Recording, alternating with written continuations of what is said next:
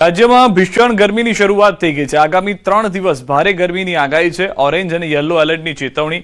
રાજ્યના 9 જિલ્લામાં orange alert. આજથી 3 દિવસ ગરમીથી રહેજો સાવધાન। માર્ચ મહિનાની શરૂઆત સાથે જ ગુજરાતમાં કાળઝાળ ગરમી પડી રહી છે। ગુજરાતમાં સોમવારે 9 શહેરોનું તાપમાન 40 ડિગ્રીને ઉપર પહોંચ્યું હતું, ત્યારે હવામાન વિભાગે આજના વેધર રિપોર્ટમાં ઓરેન્જ અને યલો એલર્ટની ચેતવણી આપી છે। આજથી 3 દિવસ એટલે કે 10મી થી 12મી તારીખ સુધી ગુજરાતીઓએ સાવચેત રહેવું પડશે।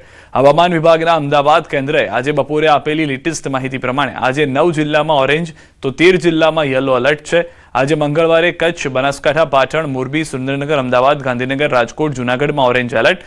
આ જિલ્લાઓમાં તીવ્ર ઉષ્ણ લહેરની ચેતવણી આપવામાં આવી। આ ઉપરાંત જામનગર, પોરબંદર, ગીર સોમનાથ, અમરેલી, બોટાદ, ભાવનગર, મહેસાણા, સાબરકાંઠા, ખેડા, આણંદ, વડોદરા, ભરૂચ, સુરતમાં યલો એલર્ટ આપવામાં આવ્યું છે। આ સાથે આ જિલ્લાઓમાં છૂટાછવાયા સ્થળોએ ઉષ્ણ લહેરની ચેતવણી આપવામાં આવી છે। અમદાવાદમાં 2 દિવસ ઓરેન્જ એલર્ટમાં અમદાવાદમાં આગ ઝરતી ગરમી। અમદાવાદવાસીઓએ શેરડીનો રસ અને નાળિયેર પાણી પીતા પણ નજરે પડ્યા। બપોરે ગરમીથી રાહત મેળવવા અમદાવાદવાસીઓ પ્રયત્ન કરી રહ્યા છે। અમદાવાદમાં 2 દિવસ માટે ઓરેન્જ એલર્ટ આપવામાં આવ્યું છે, ત્યારે અમદાવાદ શહેરમાં ગરમીના પ્રકોપને કારણે લોકો ઠંડા પીણા અને શેરડીના રસથી ટાઢક મેળવી રહ્યા છે। બપોરનો સમય છે અને બપોરના સમયે ઠંડા પીણા પીવાને કારણે જે પ્રકારે લોકો ટાઢક મેળવી રહ્યા છે, મારી સાથે લોકો છે, તેમની સાથે વાત કરીશું। શું કહેશો, શું નામ છે તમારું અને ક્યારે રહેવાસી છો?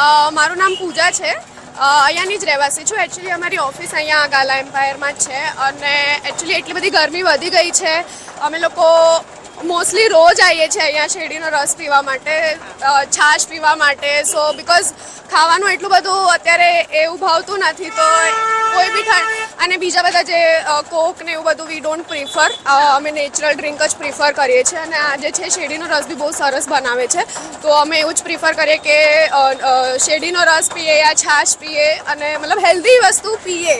સો ઓલ્ટરનેટિવમાં જે પ્રકારે ટ્રાફિક પણ વધી રહ્યો છે અને ધીમે ધીમે અકળામણ। સુરેન્દ્રનગર જિલ્લામાં ઉનાળાની શરૂઆતમાં જ સૂર્યનારાયણે આકરો મિજાજ બતાવ્યો છે। માર્ચ મહિનાની શરૂઆતમાં તાપમાન 41 ડિગ્રીને પાર પહોંચી ગયું છે। હીટવેવને લીધે માથું દુખવું, ચક્કર આવવા, ધબકારા વધી જવા જેવી સમસ્યાઓ જણાય તો નજીકના કોઈ સરકારી દવાખાનામાં તાત્કાલિક દોડીને તેની સારવાર માટે જવું, તેમજ પુષ્કળ પ્રમાણમાં પાણી પીવું, હળવા કપડાં પહેરવા સુતરાઉના, પછી બપોરના 12 થી સાંજના 4 વાગ્યા સુધીના સમયમાં બહાર જવાનું ટાળવું જોઈએ। માથે કોઈ છાંયો રાખવો। સુરેન્દ્રનગર જિલ્લામાં આકરા ઉનાળાનો પ્રારંભ થઈ ચૂક્યો છે અને હવામાન વિભાગ દ્વારા તારીખ 10 અને 11 માર્ચ એમ 2 દિવસ ઓરેન્જ એલર્ટની આજે છે એ આગાહી આપવામાં આવી છે, જેને લઈને ખાસ કરીને સુરેન્દ્રનગર જિલ્લામાં આજે પ્રશાસન તંત્ર દ્વારા છે લોકોને તકેદારી રાખવા માટે ખાસ સૂચના આપવામાં આવી છે, જેથી કરી ઉનાળામાં લૂ લાગવાના જે બનાવો છે તેવા બનાવો ન બને। સુરેન્દ્રનગર જિલ્લામાં વાત કરવામાં આવે તો ઉનાળાના પ્રારંભે જે છે એ ગરમીનો પારો 41 ડિગ્રીને પાર કરી ગયો છે, ત્યારે આગામી સમયમાં હીટવેવની આગાહી છે, ઓરેન્જ એલર્ટ આપવામાં આવ્યું છે, ત્યારે ખાસ કરી અને વૃદ્ધો, બાળકો સહિતના લોકોને જે છે બિનજરૂરી બહાર ન નીકળવા માટે તંત્ર દ્વારા સૂચના આપવામાં આવી છે, તેમજ કોઈ પણ પ્રકારની જો કોઈ તડકાને લગતી થઈ શારીરિક કોઈ સમસ્યા જણાય તો તાત્કાલિક નજીકના આરોગ્ય વિભાગનો સંપર્ક કરવા માટે પણ જણાવવામાં આવ્યું છે। પરંતુ ઉનાળાના પ્રારંભે તે સુરેન્દ્રનગર જિલ્લામાં ગરમીનો પારો છે 41 ડિગ્રીને પાર થઈ જતા આગામી ઉનાળો છે વધુ આકરો નોંધાય તેવી શક્યતા છે। અક્ષય જોશી, ન્યૂઝ 18 ગુજરાતી, સુરેન્દ્રનગર। બનાસકાંઠા અને વાવથરા જિલ્લામાં ઉનાળાની શરૂઆતમાં સૂર્યદેવ આકરા પાણીએ થયા। હવામાન વિભાગ દ્વારા જે આગાહી આપવામાં આવી રહી છે તેને લઈને લોકો ચિંતિત બન્યા છે, કારણ કે હવામાન વિભાગ દ્વારા 48 કલાક માટે બનાસકાંઠા તેમજ વાવ-થરાદ જિલ્લાને ઓરેન્જ એલર્ટ આપવામાં આવ્યું છે અને ગરમીમાં જે છે 2 દિવસથી સતત વધારો થયો છે અને ગરમીમાં વધારો થવાના લીધે લોકો પણ ચિંતિત બન્યા છે। ખાસ કરીને ગરમીથી બચવા માટે લોકો જે છે તે ઠંડા પીણા તેમજ શેરડીના રસનો પણ ઉપયોગ કરતા હોય છે અને અત્યારે જે તાપમાન છે તે 41 ડિગ્રીને પણ પાર કરી ચૂક્યું છે। છેલ્લા 2 દિવસથી મહત્તમ તાપમાન 41 ડિગ્રી છે અને આ એ વિસ્તાર છે કે આ વિસ્તારની અંદર 45 ડિગ્રીથી પણ ઉપર તાપમાન જતું હોય છે। અત્યારે તો ઓરેન્જ એલર્ટને લઈને રસ્તાઓ સુમસામ તેમજ એકલ દોકલ લોકો જે ઓરેન્જ એલર્ટને લઈને જોવા મળી રહ્યા છે। કિશોર દુવર, ન્યૂઝ 18 ગુજરાતી, બનાસકાંઠા। ગુજરાતમાં બોમ્બની ધમકીનો સિલસિલો યથાવત છે. આજે 10 થી વધુ જિલ્લામાં ધમકીભર્યા ઈમેલ મળ્યા છે. અનેક પાસપોર્ટ ઓફિસ અને પોસ્ટ ઓફિસને બોમ્બથી ઉડાવી દેવાની ધમકી મળતા ખળભળાટ મચી ગયો છે. રાજ્યમાં ધમકીભર્યા ઈમેલ બાદ તંત્ર દોડતું થયું. ઓફિસમાં ફરજ બજાવતા કર્મચારીઓ જીવ બચાવવા બહાર દોડી આવ્યા. પોસ્ટ ઓફિસ અને પાસપોર્ટની કામગીરી માટે આવેલા નાગરિકોમાં પણ ભારે ગભરાટ જોવા મળ્યો હતો. ધમકી બાદ તંત્ર એલર્ટ મોડમાં આવ્યું છે અને સુરક્ષા વધારી દેવાઈ છે.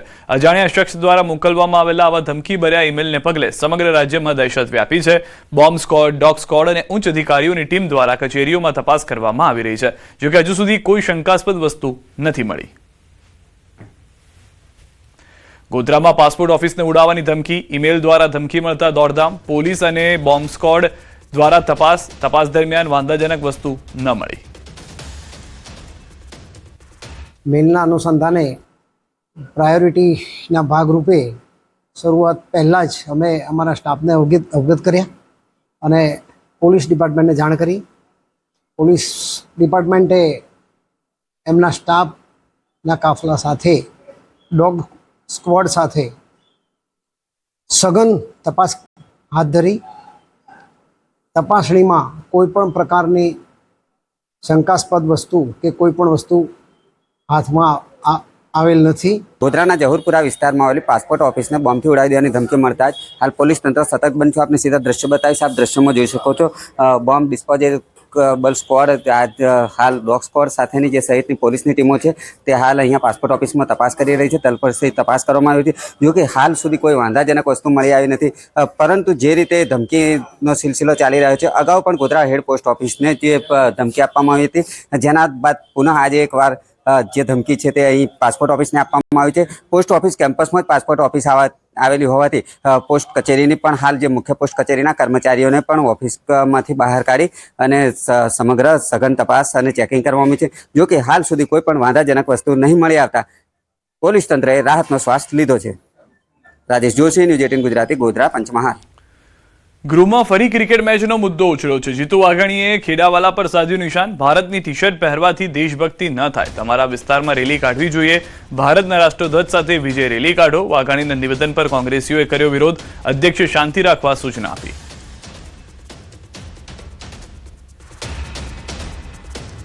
વિધાનસભા ગૃહમાં થયેલા ચર્ચા દરમિયાન ધારાસભ્ય ગોપાલ ઇટાલિયાએ ગિરનાર પરિક્રમા રૂટને ડેવલપ કરવાની માંગ કરી છે.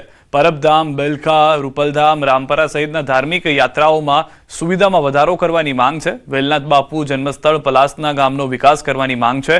મત વિસ્તારમાં ધાર્મિક સ્થળો સહિત સંત મહંતના આશ્રમોમાં વ્યવસ્થા કરવામાં આવે જેથી લોકો તેની મુલાકાત કરી શકે. તો વિસાવદરમાં લાઇબ્રેરીની પણ માંગ કરી છે. આમ આ બેઠકમાં ગોપાલ ઇટાલિયાએ માંગ કરતા નજરે પડ્યા. પર્વત ફરતે જે પરિક્રમા થાય છે દર વર્ષે, હજારો વર્ષોની પૌરાણિક પરિક્રમા, એ પરિક્રમાનો લગભગ મોટા ભાગનો રૂટ એ વિસાવદર મત વિસ્તારમાંથી પસાર થાય છે. મેં આજે સરકાર સમક્ષ, પ્રવાસન મંત્રી સમક્ષ માંગણી મૂકી છે કે આ રૂટને ડેવલપ કરવામાં આવે. વિસાવદરની અંદર એક ભવ્ય સારી લાઇબ્રેરીનું બાંધકામ થાય એવી માંગણી મેં આજે સરકાર પાસે મૂકી છે, કેમ કે અમારે ગ્રામીણ વિસ્તાર છે. સ્થાનિક સ્વરાજની ચૂંટણીને લઈને કોંગ્રેસ એક્શન મોડમાં આવી ગઈ છે. કોંગ્રેસ દ્વારા ચૂંટણીની તૈયારીઓ પૂર્ણ કરી દેવાઈ છે. કોંગ્રેસે ઉમેદવારોને લઈ મોટી જાહેરાત કરી છે. જાહેર જીવનમાં રહેતા લોકોને પ્લેટફોર્મ આપવામાં આવશે. 11 થી 20 માર્ચ સુધી ચાલશે દાવેદારીની પ્રક્રિયા. 15 મનપાએ માટે કોંગ્રેસે જાહેર QR કોડ કર્યો છે અને QR કોડથી ઉમેદવારી નોંધાવી શકાશે. તો કોંગ્રેસ દ્વારા ચૂંટણી સમયે જ મેયરની જાહેરાત કરવામાં આવશે. કોંગ્રેસ પાર્ટી તમને એક પ્લેટફોર્મ આપવા માંગે છે જ્યાંથી તમે સ્વચ્છ અને સારો વહીવટ કરવા માટે ભાગીદાર થઈ શકો છો. ભ્રષ્ટાચાર સામેની લડાઈનું નેતૃત્વ લઈ શકો છો. લોકોના હક અધિકારની લડાઈ લડી શકો છો અને પ્રજા વિમુખ વહીવટ થાય અને જનતાને એનો ટેક્સના સામે સુખાકારી મળે, સુવિધા મળે એવું શાસન આપવા માટે તમારી જે યોગ્યતા છે, તમારું જે નેતૃત્વ છે, એને કોંગ્રેસ પાર્ટી આવનારા સમયમાં તક આપશે. અને આ વખત અમે નક્કી કર્યું છે કે અમારા જે ઉમેદવારો છે, અમે સંભવિત અમે નગરપાલિકા હોય કે મહાનગરપાલિકા, અમે મેયર પદના ઉમેદવાર પણ અમે જાહેર કરીશું કે ભાઈ અમારે આ શાસન આવશે તો અમારો મેયર આ હશે. એ રીતનું પણ અમે જાહેરાત આ વખતે કરવા જઈ રહ્યા છે. અને જે પ્રકારનો પ્રતિસાદ અત્યારે મળી રહ્યો છે એટલે ઉમેદવારો પણ અમને સારા મળશે અને આ વખત અમે તાકાતથી આ તમામ ચૂંટણીઓ લડવા જઈ રહ્યા છીએ. ભાજપ પ્રવક્તા અનિલ પટેલના કોંગ્રેસ પર પ્રહાર. કોંગ્રેસ પ્રમુખ અમિત ચાવડા પર સાધ્યું નિશાન. સ્થાનિક સ્વરાજની ચૂંટણીને લઈને આપ્યું નિવેદન. કોંગ્રેસ યુવાનોને ભ્રમિત કરવાની વાતો કરે છે. કોંગ્રેસ પાસે 10,000 ઉમેદવારો ન હોવાનો દાવો. કોંગ્રેસને ઉમેદવારો શોધવા QR કોડ મૂકવા પડે છે. એક પરિવારવાદ સાથે ટેવાયેલી કોંગ્રેસની આ પાર્ટી જે જૂથવાદ સાથે સંકળાયેલી છે અને એ ગુજરાતની પ્રજાને એમાં ખાસ કરીને યુવાનોને ભ્રમિત કરવાની કોશિશ કરે છે કે શું વાસ્તવમાં કોંગ્રેસ પાસે 10,000 કાર્યકર્તાઓ પણ છે. અને એનું મોટું ઉદાહરણ એ છે કે કોંગ્રેસે 15 મહાનગરોમાં QR કોડથી ઉમેદવારી કરવા માટે આવકારવાનો પ્રયત્ન કર્યો છે. એનો અર્થ જ એ થયો કે આ 15 મહાનગરોમાં વાસ્તવમાં કોંગ્રેસ પાસે કોઈ પણ પ્રકારના ઉમેદવાર નથી. અમદાવાદ બાવળાનો એક વિડીયો સોશિયલ મીડિયામાં વાયરલ થયો છે. એક યુવકને ચોર સમજી બાંધીને માર મારવામાં આવ્યો. યુવક મૂળ ઝારખંડનો રહેવાસી. પોલીસે વિડીયોના આધારે તપાસ શરૂ કરી છે. યુવકને ટ્રેક્ટરમાં બાંધીને મારવાનો આરોપ છે. આ દ્રશ્યો જે છે તે વિચલિત કરી શકે છે. જે પ્રમાણેની પરિસ્થિતિ થઈ હતી, ચોર સમજીને માર મારવામાં આવ્યો છે. તાપીથી સમાચાર. વધુ એક બોગસ ડોક્ટરનો પર્દાફાશ. કોઈ પણ ડિગ્રી વગર લોકોને આપતો એલોપેથીની દવાઓ, લોકોના સ્વાસ્થ્ય સાથે ચેડા કરતો એલોપેથિક દવાઓ અને મેડિકલને લગતી સામગ્રીનો જથ્થો જપ્ત કર્યો છે. 34,000થી વધુનો મુદ્દામાલ કબજે કરવામાં આવ્યો છે. પોલીસે ગુનો નોંધી વધુ કાર્યવાહી હાથ ધરી છે. સુરતના કાપોદ્રા વિસ્તારમાં રિક્ષા ચાલકો સામે પોલીસની કાર્યવાહી. સ્પેશિયલ ડ્રાઈવ ચલાવી રિક્ષા ચાલકોની બેદરકારી અને જાહેરમાં ટ્રાફિક દબાણ કરતી પ્રવૃત્તિઓને ધ્યાનમાં રાખી કાર્યવાહી કરવામાં આવી. રોડ ઉપર અવ્યવસ્થિત રીતે લોકો અને ટ્રાફિકને અડચણરૂપ બનાવતા 15 જેટલા રિક્ષા ચાલકો સામે પોલીસની કાર્યવાહી. કાપોદ્રા પોલીસ દ્વારા અલગ અલગ જગ્યા પર ઝુંબેશ ચલાવવામાં આવી અને રિક્ષા ચાલકો યોગ્ય રીતે સમજાવી અને કાયદા અનુસાર કાર્યવાહી કરવામાં આવી. વડોદરા કમર્શિયલ ગેસની અછતના કારણે શહેરની હોટલ, કેટરિંગ અને ફરસાણના કારખાનાઓને મોટી મુશ્કેલીનો સામનો કરવો પડી રહ્યો છે. છેલ્લા 36 ગોડાઉનમાં કમર્શિયલ ગેસના બોટલ ખૂટી પડતા પુરવઠો ખૂબ ઓછો થઈ ગયો છે. પહેલા રોજ 2 ગાડી ગેસ આવી જતા હતા, પરંતુ હાલ માત્ર 1 ગાડી મળી રહી છે અને કેટલાક સ્થળોએ કમર્શિયલ ગેસનો પુરવઠો બંધ થઈ ગયો છે. ઘરેલું ગેસનો પુરવઠો પણ ઘટી ગયો છે, જેના કારણે નાના વ્યવસાય અને ઉદ્યોગ કામગીરીમાં મુશ્કેલી અનુભવાઈ રહી છે. આ સ્થિતિ હોટલ અને ફરસાણના ઉદ્યોગ સાથે સંકટરૂપ બની ગઈ છે, જે અસરકારક અને સમયસર પુરવઠાની અપેક્ષા ધરાવે છે. મુશ્કેલી તો પડશે જ, પણ એમાં સરકારનો દોષ ના દેવાય. યુદ્ધની પરિસ્થિતિ આવી છે એટલે આપણે એમાં કશું કરી નથી. તો હવે જ્યારે આવી પરિસ્થિતિ ઓચિંતી થાય તો આપણે ગવર્મેન્ટને સપોર્ટ આપવો જોઈએ કે ભાઈ વૈકલ્પિક વ્યવસ્થા આપણે, હા નો ડાઉટ એને કરવી જોઈએ, પણ એ વૈકલ્પિક વ્યવસ્થા કરે જ છે તો 5-15 દિવસ આપણે થોડો કોઓપરેશન આપવું જોઈએ. માલ આવી રહ્યો છે, પણ ખાલી કોમર્શિયલ જે સિલિન્ડર છે અમારા એ અત્યારે કંપનીએ બંધ કરેલા છે. એટલે કદાચ હોપ છે કે કાલેથી કોમર્શિયલ સિલિન્ડર ચાલુ થાય. ખાડી દેશોમાં યુદ્ધની પરિસ્થિતિના કારણે જે રાંધણ ગેસ છે તેની અછત જે છે તે વર્તાઈ રહી છે અને લાંબા સમયથી જે ગેસનો પુરવઠો આવવો જોઈએ એ પ્રમાણે પુરવઠો જે છે તે નથી આવી રહ્યો. એના કારણે જે સામાન્ય નાગરિકો છે તેઓ તો મુશ્કેલીમાં મુકાય છે, પરંતુ હોટલ રેસ્ટોરન્ટના બિઝનેસ સાથે સંકળાયેલા જે વેપારીઓ છે, હોટલ માલિકો છે, રેસ્ટોરન્ટના માલિકો છે, તેઓ પણ અટવાયા છે.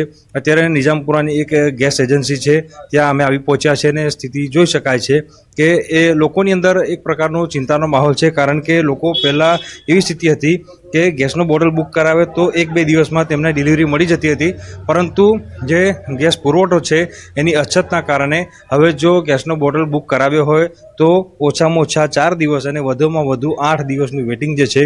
પરંતુ પુરવઠો જે છે તેની આવક ઘટતાની સાથે જ જે નાગરિકો જે છે તેઓની અંદર ક્યાંક ને ક્યાંક જે ચિંતાનો માહોલ જે છે તે જોવા મળી રહ્યો છે. હાર્દિક દીક્ષિત, ન્યૂઝ 18 ગુજરાતી, વડોદરા. દિલ્હીથી સમાચાર. પીએમ મોદી સાથે સીએમ ભૂપેન્દ્ર પટેલની બેઠક. પ્રધાનમંત્રી આવાસ પર પહોંચ્યા મુખ્યમંત્રી ભૂપેન્દ્રભાઈ પટેલ. પીએમ મોદી સાથે સીએમ વચ્ચે મહત્વની બેઠક શરૂ થઈ છે. ડેપ્યુટી સીએમ હર્ષ સંઘવી પણ બેઠકમાં સામેલ રહ્યા છે.